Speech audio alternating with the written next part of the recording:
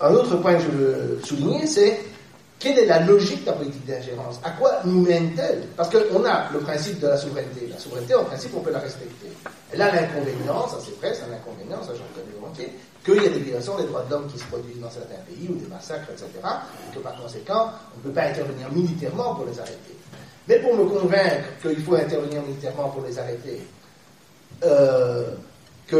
ou plus exactement, que le fait qu'on puisse intervenir militairement pour les arrêter est une justification de la politique d'ingérence, il faut me convaincre que dans un monde où les États-Unis s'ingèrent un peu partout, il y aurait plus de paix et de respect, il y a plus de paix et de respect des droits de l'homme, etc., que dans un monde où cette politique d'ingérence serait mise de côté, où le droit international serait respecté, et où, comme le demande le mouvement des non-alignés, les problèmes humanitaires seraient résolus par la coopération entre les États, et dans le cadre il faudrait me donner un argument que je ne connais pas pour me prouver que la politique d'ingérence, en fait, est un facteur qui favorise les droits de l'homme globalement, et pas simplement en disant à la dernière minute, quand il y a des conflits, il faut intervenir, etc., regardez, il y a des crises, etc., il faut faire quelque chose dans l'urgence, etc. Ça, c'est le discours que nous sort la gauche qui ne réfléchit pas, mais le problème, évidemment, c'est que chaque fois qu'ils interviennent dans l'urgence, après que l'urgence est passée, Kadhafi est mort, peut-être demain ils renverseront Assad, peut-être après l'Iran, je ne sais pas quoi, je ne sais pas jusqu'où ils iront, mais alors après, il n'y a jamais de réflexion. Quand Milosevic a été renversé, il n'y a jamais eu de réflexion sur une politique alternative qu'on pourrait proposer. C'est chaque fois, on ne pense pas, entre les guerres, on ne pense pas, et quand une guerre, c'est l'urgence, et on est parti la fleur au fusil pour la nouvelle intervention. Alors, cette politique d'ingérence, évidemment, qu'est-ce qu'elle fait? Elle fait ce qu'a fait Napoléon, elle fait ce qu'a fait Hitler, elle produit des contre-forces.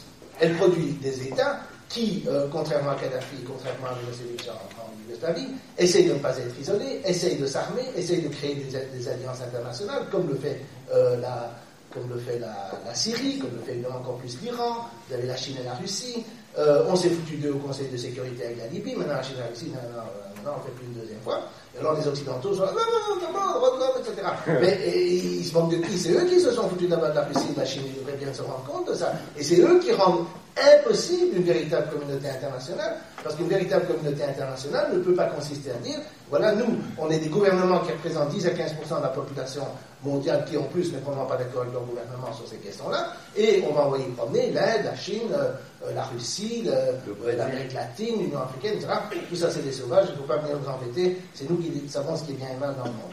Alors ça, évidemment, ce temps-là est passé, et ils produisent évidemment des contre-forces, et leur politique d'ingérence mène à une impasse. Et ils sont dans une impasse maintenant avec la Syrie parce qu'ils ne savent pas très bien quoi faire. Ils espèrent déstabiliser le régime probablement en armant l'opposition, plus ou moins secrètement, etc. Mais si jamais l'armée syrienne vient à bout de l'opposition, ils ne savent pas quoi faire parce qu'à mon avis, ils ne vont pas oser attaquer parce qu'il y a trop de soutien russe et chinois. Et puis alors attaquer l'Iran, là on est parti pour la gloire. Alors maintenant, je voudrais terminer, évidemment, revenir à ces gens qui manifestent à Barbès, et aussi les gens des droits de l'homme, etc. Parce que ça domine absolument tous les débats. Moi, je me rends compte que partout où je vais, j'ai ce problème. Alors, la question que je voudrais leur poser, c'est qui est le nous? Parce qu'ils disent, nous devons faire quelque chose. Nous ne pouvons pas rester indifférents. Nous devons assurer des corridors humanitaires, etc. Et j'entends ça tout le temps. Mais qui est le nous exactement? C'est qui? C'est le PC, le NPA, etc. C'est eux qui vont assurer des corridors humanitaires. Parfois, on parle des brigades internationales, qui défendent ces brigades internationales, qui aillent mourir à Homme s'ils ont envie. Mais je voudrais bien qu'ils le fassent réellement. Mais c'est pas ça ce qu'ils disent. Le nous, c'est qui? C'est le gouvernement français pour les mouvements français. Le gouvernement français va intervenir en Syrie, ou même en Libye, tout seul. Bonne chance qu'il y ait. Moi, je voudrais bien voir ça. Militairement, ce serait assez comique à voir. Je trouve pas ça comique dans le fond, mais ils seraient évidemment, ils n'auraient pas les moyens d'intervenir parce qu'il y a des défenses antiaériennes, et ce serait pas si facile de bombarder. La France et l'Angleterre, même mis ensemble, je pense que ça ne marchait pas. La dernière fois qu'ils ont essayé quelque chose ensemble, c'était en 1956 à Suez, et ça a été la catastrophe. Et donc, la seule chose qui est possible, c'est les États-Unis. L'OTAN, ça n'existe pas. Ce sont les États-Unis. Quand ils ont attaqué la Libye, ils ont d'abord détruit les défenses antiaériennes libyennes. Sans ça, ils ne pouvaient pas bombarder. Détruire les défenses antiaériennes libyennes, c'était 122 Tomahawk, 120 tombés par les États-Unis et 2 par l'Angleterre. Et donc, c'est ça le rapport de force. C'est les États-Unis qui ont les moyens de surveillance, qui ont les moyens qui peuvent redonner du pétrole ou de l'essence aux avions en vol, etc., etc. Donc du fuel aux avions en vol. C'est les États-Unis qui sont indispensables là-dedans. Et donc, ou bien la France décide donc d'abord, premièrement, ou bien cette gauche qui dit qu'on doit faire quelque chose se met à la remorque du gouvernement français, c'est-à-dire de Sarkozy, parce que c'est le gouvernement aujourd'hui, et il demande que ce gouvernement lui-même se mette à la remorque des États-Unis et à cause des relations compliquées avec d'Israël. Alors la question qu'on doit poser aux Français, c'est est-ce que c'est ça ce que vous voulez? Est-ce que c'est ça ce que vous voulez? Parce que dire que la gauche, les citoyens, les défenseurs des droits de l'homme, etc., vont intervenir en Syrie, c'est de la blague. Pour reprendre la blague de Staline à propos du Vatican, la gauche française, combien de divisions? Nous n'avons pas d'armes, nous n'avons pas d'argent, nous n'avons rien. C'est pas nous qui allons intervenir. D'accord? Nous n'allons pas intervenir. Nous pouvons, ce que fait cette gauche qui appelle à l'intervention, c'est faire taire tout le mouvement de la paix, corrompre la façon de penser du mouvement de la paix et justifier la politique d'ingérence, terroriser les opposants, les accusant d'antisémitisme, de fascisme, etc. Ça, c'est ce qu'elle peut faire, c'est la seule chose qu'elle fait, qui est un travail complètement contre-productif, et c'est ce qu'elle fait en réalité, parce qu'elle n'a absolument pas les moyens d'intervenir, elle a juste les moyens de servir d'auxiliaire aux armées françaises et anglaises, qui elles-mêmes ne sont que des auxiliaires des armées américaines. L'armée américaine, quand l'armée américaine va partir d'Afghanistan, par exemple, ils vont s'en aller un jour ou l'autre, les Français vont partir. On ne va pas rester en Afghanistan, on va tout seul. Pour l'Afghanistan, ça, je suis confiant que la Belgique peut faire tout le temps qu'elle veut, elle ne va pas rester. Et donc, c'est un problème fondamental de savoir qui est le nous. Il y a un adage en français qui dit à l'impossible, nul n'est tenu. Alors quand les gens me font du chantage moral en disant mais qu'est-ce que vous faites pour les gens qui sont massacrés à Homs, la réponse est rien, parce que je ne sais rien faire. La seule chose que je pourrais faire, c'est appuyer les interventions américaines, des bombardements, et je suis contre, pour les raisons énoncées, etc. Et aussi parce que je ne crois pas que le problème de la Libye, le monde, de l'Afghanistan, le monde, l'Irak, le monde, la Somalie, le monde. Les États-Unis sont intervenus en Somalie depuis 20 ans, c'est une catastrophe. Si des bombardements pouvaient résoudre les problèmes humanitaires dans le monde, alors on le saurait. On pourrait le voir aussi même en Yougoslavie, ils n'ont rien résolu en réalité. Et donc, si vous voulez, cette idée que ce que nous devons faire, c'est appuyer le fait que les pays européens se mettent à la remorque des États-Unis pour justifier les bombardements, ou aux États-Unis, entre parenthèses, les gens sont divisés sur cette question des bombardements parce que les gens commencent à en avoir marre des guerres perpétuelles, y compris des militaires. Il y a des appels, par exemple dans le New York Times, contre une guerre contre l'Iran qui sont signés par un grand nombre de généraux à la retraite. On aura un message d'un général à la retraite, donc en France aussi. Et donc c'est important de poser cette question du nous.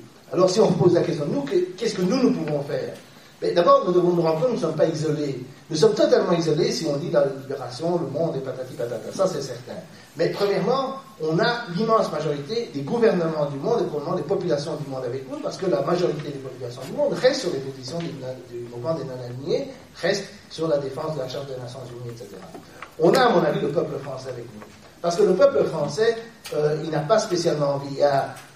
C'est un argument un peu démagogique, mais dans la mesure où vous avez vu toutes ces bêtises avec le halal et toutes ces conneries, mais dans la mesure où le peuple français, il y a beaucoup d'islamophobie, pour utiliser le terme que j'aime pas beaucoup, mais il y a toute cette histoire-là, ils vont pas être enthousiastes pour que la France aille mettre des islamistes au pouvoir à Tripoli ou à Damas.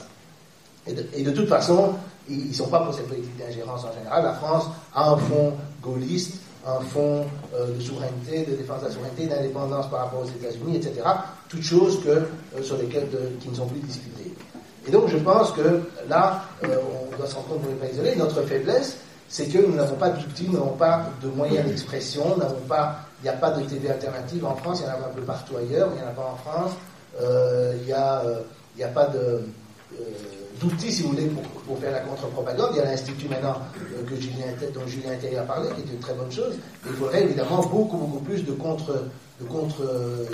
contre-pouvoir et de trucs organisationnels que, évidemment, la gauche pourrait fournir si elle avait des idées claires sur ce sujet, mais comme elle ne les a pas, elle ne les fait pas. Et donc, il reste l'extrême droite, mais moi je ne suis pas très chaud pour l'extrême droite, et l'extrême droite ne se débrouille pas tellement bien non plus. Donc, en fait, il n'y a pas de force politique, si vous voulez, qui est prête à mettre en place des contre-informations comme Télésourd, comme Russia Today, etc., comme d'autres canaux de Real News Network au Canada, qui sont des très bons moyens de contre-information. et qui permettrait d'unir les gens. Et ça, c'est le problème que nous devons nous poser, c'est comment agir de façon à mobiliser une partie de l'opinion publique française, de l'opinion publique européenne, mais aussi mondiale, finalement, contre la politique d'ingérence.